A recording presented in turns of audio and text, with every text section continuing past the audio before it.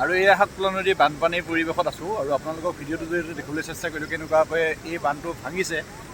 যোৱাবেলি এই পূব দিশত ভাঙিছিলে, এইবাৰ পশ্চিম দিশত, আৰু পশ্চিম দিশত ভঙাৰ ফলত নিজদাহি গণকপাৰা আৰু সেইফালে বদুলগুৰিলৈকে পানীটো যাব আৰু ইমান ভয় খাবলগীয়া নাই, বহুত স্পীড নাই পানীৰ।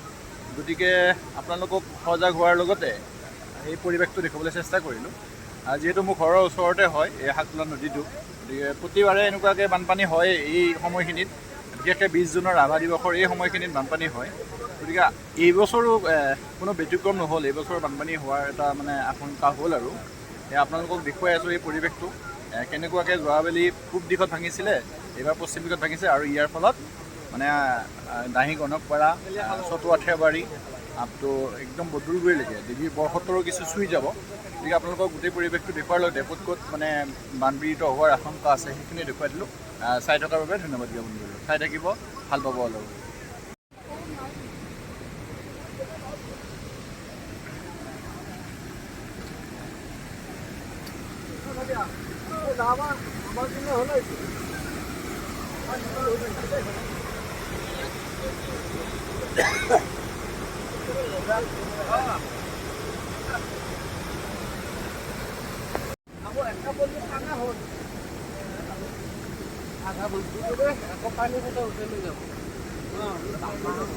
ভাল ক'ত হ'ব এইবিলাক ৰাইজৰ আমাৰ লৈ এতিয়া এইবিলাক মানুহক মানুহে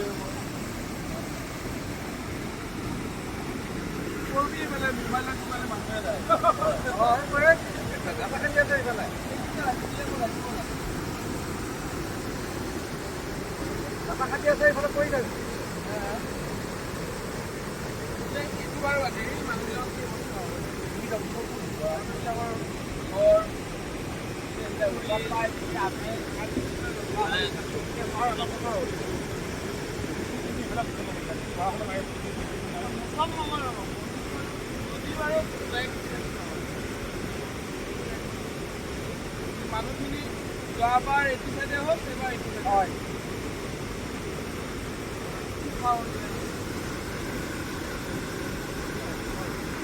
ভাল আছিল ভালকৈ নাপাই বঢ়িয়া আছিল। ভালে মাছটো খান্দি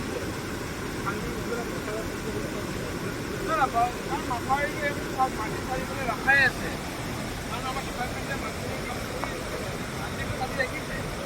সেইকাৰণে দেখিছে যে ক'ৰবাত ভুল হ'লে বা কিবা হ'লে ভুল কৰি দিলে দিব পাৰে। ঠিকে আছে।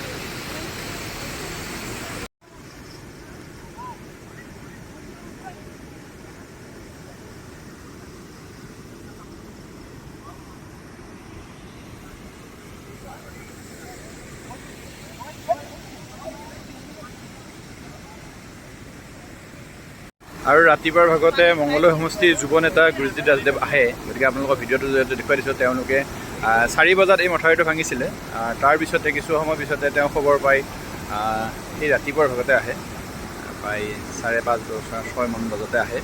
আহি এতিয়াও আছে তেওঁ। গতিকে মই ভিডিঅ'টোৰ জৰিয়তে দেখুৱাই দিছোঁ সম্পূৰ্ণ পৰিৱেশ কেনেকুৱাকৈ মথাউৰিটো ভাঙিছে। যোৱা বছৰতকৈ পানীৰ স্পীডটো কম হ'লেও মানে যিহেতু মথাউৰি ভাঙিলে সেই পানীখিনি গোটেই নদীটোৰ পানীখিনি এইটোৰ ছাইডেৰে যাব আৰম্ভ কৰে।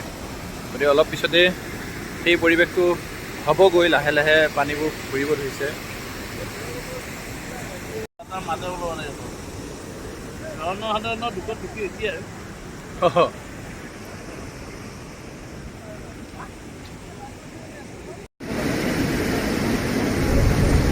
আৰু এনেকৈ জিলা একদম মহোদয় আহি এই পৰিৱেশটো বুজ লয় আৰু গোটেই গাঁও প্ৰধানসকলৰ লগত কথা পাতে আৰু কেনেকৈ কি ব্যৱস্থা কৰিবলৈ তাৰে ব্যৱস্থা কৰে। আপোনালোকক দেখুৱাই দিলোঁ ভিডিঅ'টোৰ জৰিয়তে।